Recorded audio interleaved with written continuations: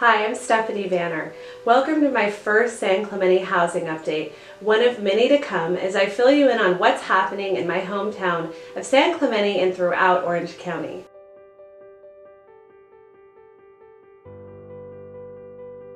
Probably the number one question I'm asked is, how's the market given all this craziness? So I wanted to put a video out there for all the people asking that question, and I wanted to look at both nationwide and local OC trends to answer that. So let's look at the nation as a whole.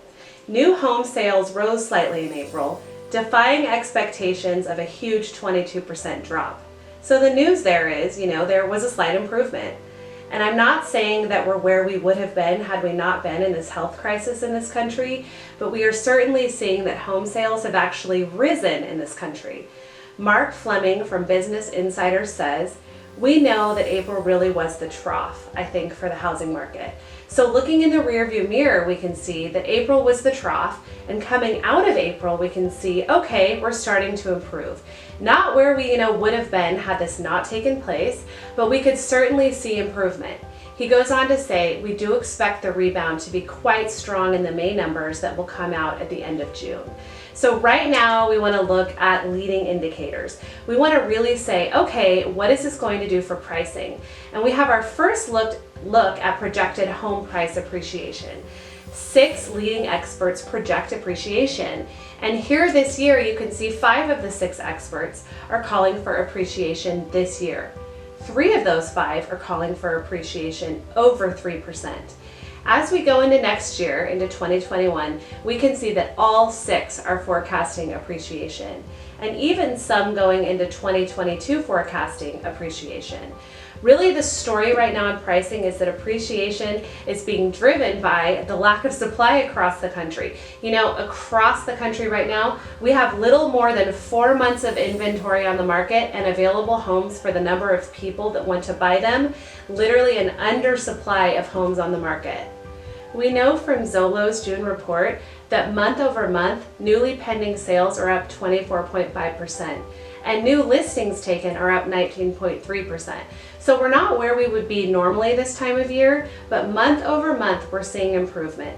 Both pending sales and new listings remain well up from the previous month when the market was bouncing back from a slowdown in the early days of the coronavirus pandemic. I believe housing will lead that recovery, and that housing will drive the U.S. economy forward as we go into the second half of 2020. But what about unemployment? We have to talk about that. We all know somebody who's unemployed if we're not ourselves. The Bureau of Labor Statistics last Friday released their June report, which covers up until the middle of May, from the middle of April to the middle of May. And the biggest shock on that was the gains. There is actually a gain in the number of jobs. Most people projected the other way. What we could see in most of the categories, there were actually job gains equaling up to 2.5 million.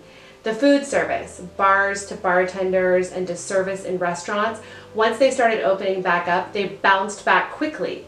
And with social distancing, a lot of local governments are making sure that they are trying to help restaurants as much as possible.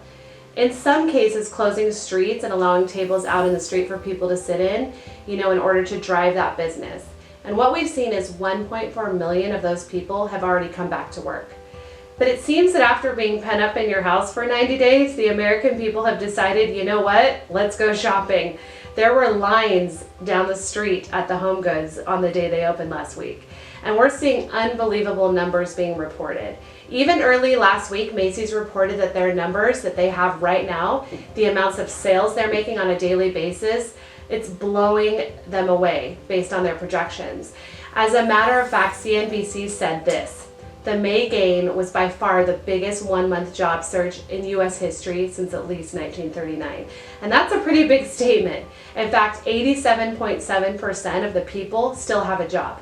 I am not dismissing the 13.3%. What I'm saying is, let's not get so caught up in that we don't realize that the vast majority of Americans still do have their jobs. And of those people that are unemployed, 17% think it's permanent.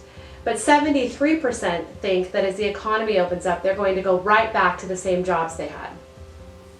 Now let's look at local San Clemente numbers, which are actually representative of Orange County as a whole.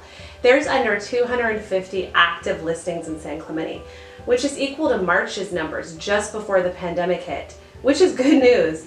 The days a listing is on the market in San Clemente continues to trend dramatically downward from the last 3 years. Also encouraging.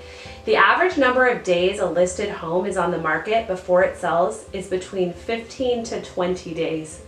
Now this is for homes around and under the 1 million price point. Higher priced homes have a slightly higher number, but most are well within a month or so.